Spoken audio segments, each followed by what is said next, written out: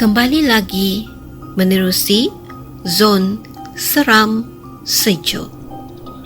Kali ini saya nak berkongsi sebuah kisah yang bertajuk Mandrim.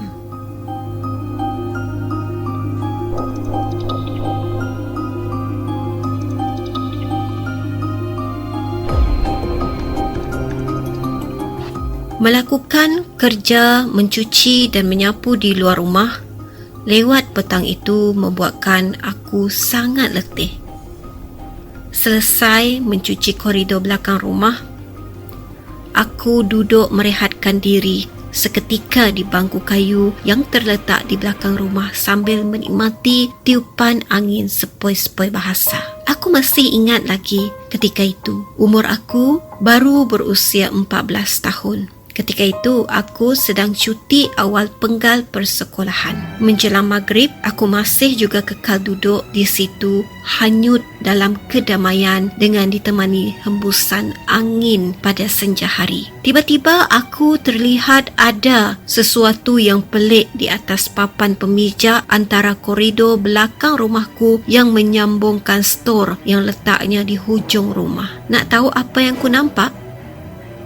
Cicak. Seekor cicak yang sangat kurus hingga nampak tulang walaupun hakikatnya badan cicak itu masih diselaputi kulit dengan mata cicak itu kemerah-merahan. Ada lagi yang pelik tentang cicak itu. Belakangnya ditusuk sebatang jarum, kemudian dililit dengan benang merah. Dengan usia yang baru menginjak usia remaja ketika itu dan rasa ingin tahu, aku kehairanan. Aku tidak takut, malah lebih menjurus kepada perasaan ingin tahu saja tanpa memikirkan apa-apa pun selain daripada apa yang aku lihat. Setelah beberapa detik, aku asyik memandang cicak yang tidak bergerak-gerak itu. Mak memanggil aku dari dalam rumah. Terdengar suaranya bertanya apa yang aku pandang itu sampai aku dipanggil berkali-kali pun tak menjawab. Aku tersentak. Mungkin kerana aku begitu asyik melihat cicak tersebut. Aku pun bagi tahu mak yang aku nampak cicak ni pelik. Ada jarum di belakang dia. Mak pun cepat-cepat datang dan menghalaunya. Aku masih lagi berfikir, bagaimana cicak tu masih boleh hidup sedangkan badannya dah dicucuk jarum. Nak aku cabut jarum tu tapi aku geli pada cicak. Jadi aku batalkan dan cicak itu berlalu pergi. Memanglah tiada yang istimewa pun cicak itu dan cerita ini jika ia hanya berkisar tentang hewan tersebut. Tetapi ada yang lebih ekstrim lagi apabila abah aku jatuh sakit dalam keadaan yang tidak wajar ketika itu. Masa abah sakit, aku tidak tinggal sama dengan mereka kerana aku bersekolah dan terpaksa tinggal di rumah makcikku iaitu adik kepada abah. Balik pun aku jarang jika bukan masa cuti sekolah. Hinggakan pada satu hari, aku mendapat berita abah sakit. Jiran serta kawan sekerja abah ramai yang dah datang melawat abah kerana dia ketika itu sakit yang terlantar. Tetapi aku, masa itu siapalah aku untuk balik, untuk melawat abah kerana wang pun tidak cukup untuk dijadikan tambang. Apatah lagi aku berulang-alik dan pada masa yang sama aku sedang menjalani peperiksaan sekolah. Memanglah aku menangis dan sangat sedih kerana tidak dapat jumpa abah. Jika aku pulang pun itu akan menyusahkan lagi mak kerana perlu memberi duit belanja untuk aku balik dan kembali ke sekolah.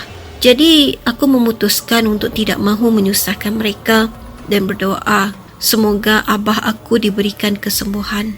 Sudah berhabis duit dan banyak tempat mak bawa abah berubat. Berapa biayanya aku tidak tahu kerana mereka sehingga kini tidak pernah menceritakannya kepada aku. Ke klinik, ke pakar perubatan tradisional pun dah. Namun, langsung tidak menunjukkan tanda-tanda sakitnya mahu sembuh. Apa yang aku ingat sakit abah ketika itu ialah rambut abah gugur dengan banyaknya dan kulit kepalanya mengelupas serta mengeluarkan cecair seakan-akan nanah. Lagi pelik ialah Abah juga langsung tidak dapat bangun dari tempat tidurnya. Sakit di bahagian badan yang lain pun aku tidak tahu, kerana hanya yang nampak hanya kepalanya sahaja dilihat mengelupas dan bergerak. Beberapa bulan Abah terlantar sakit begitu, aku pun sudah lupa berapa lama. Hinggalah akhirnya Abah pergi berubat dengan salah seorang pakar perubatan ni, barulah sakitnya beransur pulih. Aku ingat lagi, Abah mulai sakit setelah kejadian aku melihat cicak yang aku katakan ada jarum dicucuk pada belakangnya. Mungkin sebulan selepas kejadian itu kalau tak salah ingat aku. Masih menjadi tanda tanya sebenarnya. Adakah kisah cicak dengan sakit Abah aku itu ada kaitan? Jika benar ada hubung kaitnya, kenapa ada orang sanggup melakukan hal begitu terhadap Abah aku? Apa salah Abah dan siapa orang itu?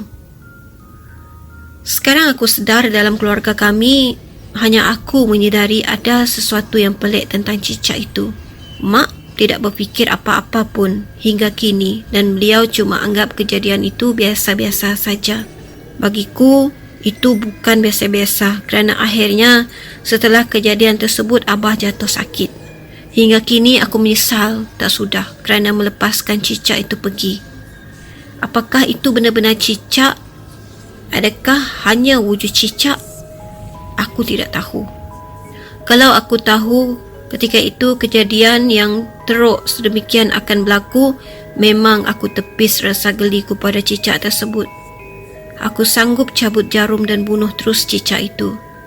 Ya, walau hakikatnya kalau dari segi perubatan tradisional atau perubatan kampung, kaedahnya bukanlah semudah apa yang aku bayangkan di dalam akal tak logikku ini. Aku tahu pasti ada caranya untuk melakukannya. Bukan sekadar ini sahaja cerita yang pelik pernah aku alami dan lihat dengan mata kepala aku sendiri. Malah banyak lagi kejadian yang tidak masuk akal. Kenapa aku? Kenapa selalu aku yang peka dengan hal sebegini? Hingga sekarang, aku masih tidak ada jawapannya.